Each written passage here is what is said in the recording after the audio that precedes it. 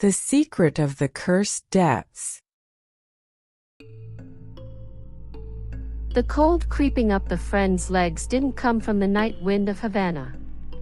It was a deeper chill, one that seemed to freeze the soul, as the pirate shadows circled them like hungry wolves. Camila, still paralyzed by the gaze of that specter, felt the fury and pain it carried. It was more than anger. It was as if centuries of hatred and despair were being unleashed upon her, and for a moment, the air around her became too heavy to breathe.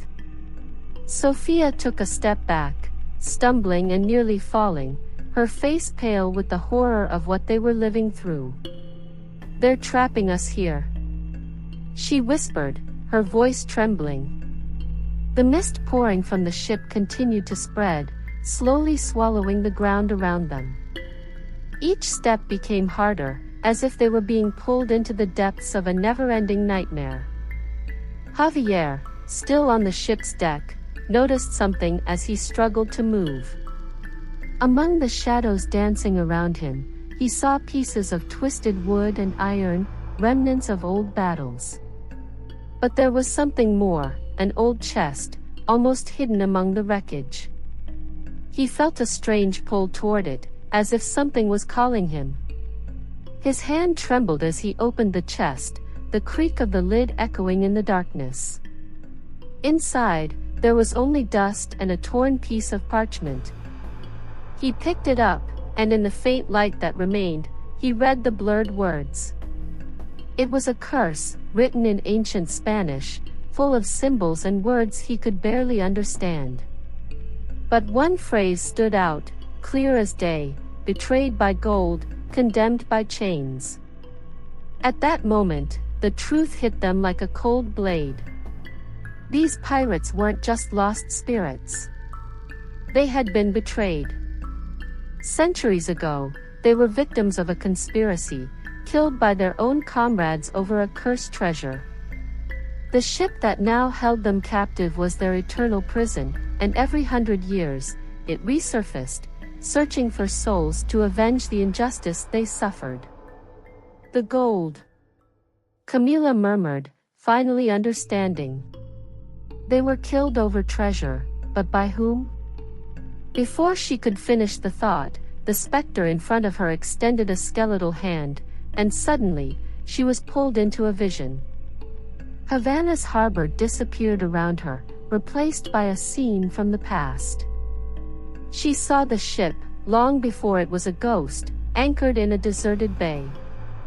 Rough, dirty pirates celebrated around a gleaming treasure.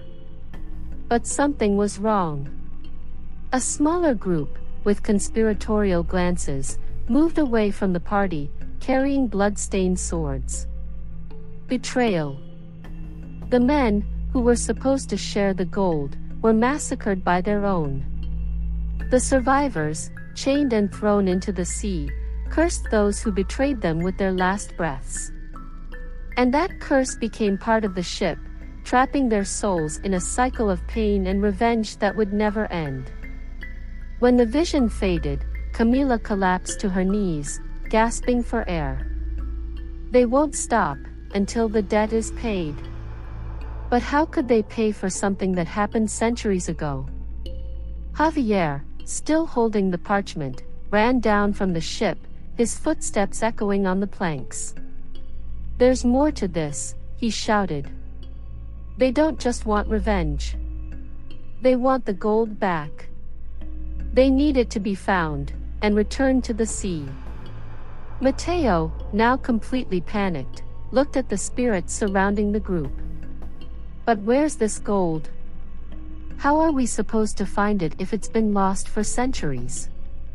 The pirate shadows, which had only been circling them until now, began to move closer. Their chains rattled on the ground, dragging like serpents ready to strike. Time was running out. They had to find a way to free those spirits, or they would be the next to join them on the cursed ship. The air grew even heavier, and the dark figures of the pirates began to take solid form. Their empty eyes glowed with a cold fire, and the leader, the one who had looked at Camila with so much hatred, raised his ghostly sword, pointing directly at the group. It was a command. They had to choose, either they found the treasure, or they would perish under the curse of the cursed depths.